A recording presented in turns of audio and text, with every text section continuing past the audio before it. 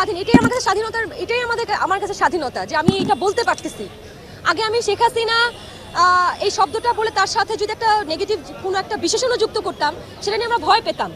আমাদের অনেক ঘুরিয়ে পেঁচিয়ে বলতে হতো দেশের কথা, আমাদের এখন ঘুরিয়ে পেঁচিয়ে বলতে হয় না, আমরা যা বলার বলতে পারি। এটাই আমি চাই যে এর পরবর্তী যে সরকার আসবে সেখানেও যেন এই ব্যবস্থাটা থাকে।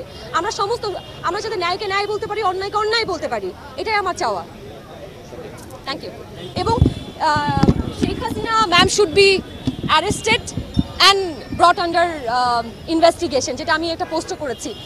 কারণ সেই হয়তো অনেক ইনফরমেশন আমাদেরকে দিতে পারবে এখন, কারণ সে বলেছে তার যে বাসায় কাজ করতেন তার পিয়ন, তারই 400 কোটি টাকা। তার মানে সে অনেক ইনফরমেশন জানেন। তো শেখ হাসিনাকে ইনভেস্টিগেশন করলে তিনি বলতে পারবেন যে তার কোন মন্ত্রী মিশা কত টাকা আত্মসাৎ করেছে। সেই টাকাগুলো দেশে নিয়ে আসা হোক, দেশের জনগণের কাছে ব্যবহার করুক, দেশ সংস্কারের কাছে ব্যবহার করুক। তো এটাও কিন্তু একটা ভালো জায়গা যে আমরা প্রশ্ন তুলতে পারছি। আগে তো প্রশ্ন তুলে আয়না ঘরে নিয়ে যাওয়া হতো, তো এখন তো অ্যাটলিস্ট আমরা এই যে আমি আপনার সাথে কথা বলাকে দুইবার চিন্তা করতেছি না, আমি কি বললে আমাকে আটকাবে, কি বললে আমাকে গুম করে দিবে, এই চিন্তা যেহেতু নাই, আমি বলতে পারতেছি।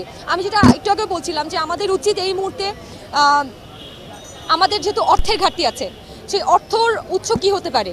আমাদের বড় বড় যে ব্যবসায়ীগুলো, যা বড় বড় মন্ত্রী মিনিস্টার যারা বিপুল পরিমাণ অর্থ আত্মসাৎ করেছে বা অর্থ পাচার করেছে, সেটা আমরা জানি, আমাদের অনেক ঋণও আছে। তাদের সেই অ্যাকাউন্টগুলো বাহিরে, দেশের বাইরে সুইচ অ্যাকাউন্ট হোক, যে কোনো অ্যাকাউন্ট হোক, সেই অর্থগুলো ফ্রিজ করা উচিত। একই কথা বলতে হবে, কিন্তু নতুন যে বাংলাদেশ সেটা একদম বৈষম্য বিরোধী, একদম কোনো রকম কোনো বৈষম্য থাকবে না এরকম বাংলাদেশ দেখতে চাই, যেখানে সরকার এবং জনগণের মধ্যে কোনো ধরনের কোনো দূরত্ব থাকবে না।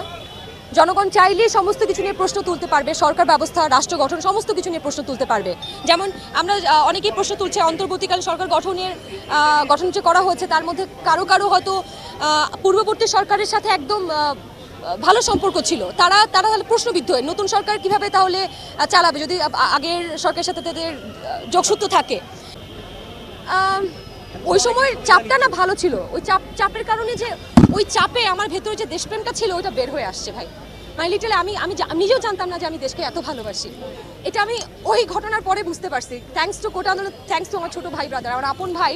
প্রতিদিন ওর বন্ধু বান্ধব এসে বাসায় ব্যালট লিখতো, লিখতো যে আন্দোলন করতে যাবে।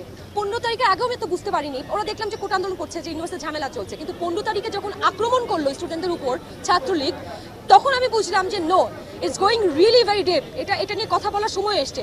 তখন আমি ফার্স্ট স্ট্যাটাসটা দিলাম।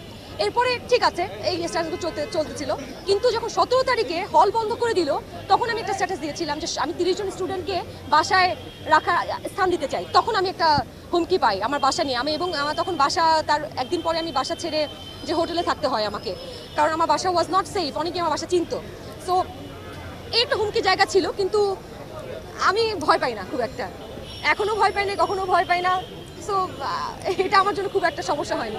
হেল্প করতে হবে। হ্যাঁ, সেটাই বলছি, আপনাদের এমন কোনো চিন্তাধারা আছে কিনা বা এমন কোনো দাবি আপনারা? আমি তো দাবি আমি প্রস্তাবনা করেছি এখন, এবং আমি অনেক জায়গায় আমাদের বলা হচ্ছে নতুন করে নির্বাচনের কথা আমাদের শিল্পী সমিতিতেও, সেটাতেও আমি অবশ্যই একদম একমত পোষণ করছি। আমি চাই, বললাম তো, যারা একদম নিরপেক্ষ তারাই আসুক। চাই আমরা প্রত্যেক জেলায়, ওখানে গ্রাম থেকে গ্রামের কোনো প্রতিনিধি লিখিত আকারে সেখানে কমপ্লেন বক্সে জমা দিবে, সেটা সরকার প্রত্যেক মাসে পড়বে এবং সেটার জন্য ব্যবস্থা গ্রহণ করবে, এটা আমরা চাই। Thank you. হ্যাঁ, আমি এটাও বলেছি যে আমার এই মুহূর্তে যে আমাদের সিনেমা হল ভাঙচুর হচ্ছে কিংবা আমাদের বিভিন্ন ভাস্কর্য নষ্ট করা হচ্ছে, এটা আমি ধিক্কার জানাই, এবং এটা আমি বিশ্বাস করে স্টুডেন্টরা করছে না, কিংবা যারা দেশকে ভালোবাসে তারা করছে না, এটা কিছু কুচক্রিমে অলি করছে, এবং সেটা অনেক প্রমাণও কিন্তু আমরা অলরেডি পেয়েছি কারা কারা এগুলোর সাথে জড়িত। এখন আমি এটা বলতে চাই, দ্রুত আমাদের শিল্পীদের একটা কমিটি গঠন করা উচিত, আমাদের সিনেমা হল বা আমাদের সাংস্কৃতিক অঙ্গন রক্ষার ক্ষেত্রে একটা কমিটি গঠন করা উচিত, যারা জেনুইনলি, যারা কোনো দল বা রাজনৈতিক কোনো হস্তক্ষেপ ছাড়া শুধুমাত্র শিল্পীদের কথাই ভাববে, তাদের নিয়ে একটা কমিটি গঠন করা উচিত, এবং সমস্ত সিন্ডিকেট, সমস্ত বৈষম্য, আমাদের এখানেও যা বৈষম্য আছে সেগুলো ভাঙা উচিত, এবং যারা যোগ্য শিল্পী তারাই জায়গা পাবে। অযোগ্যতার ভিতরে শুধু লিয়াজু করে যে এতদিন চলতো, কিছু জায়গায়, সব জায়গায় না বলছি, অবশ্যই আমাদের যারা সিনিয়র অনেকেই আছেন তারা অসম্ভব ট্যালেন্টেড, কিন্তু কিছু কিছু জায়গায় আমরা দেখেছি লিয়াজু চলতো, সেগুলো বন্ধ করা উচিত। বৈষম্য কোথাও থাকতে পারবে না, যদি রাষ্ট্র গঠনেও না, শিল্প ক্ষেত্রেও না। Thank you.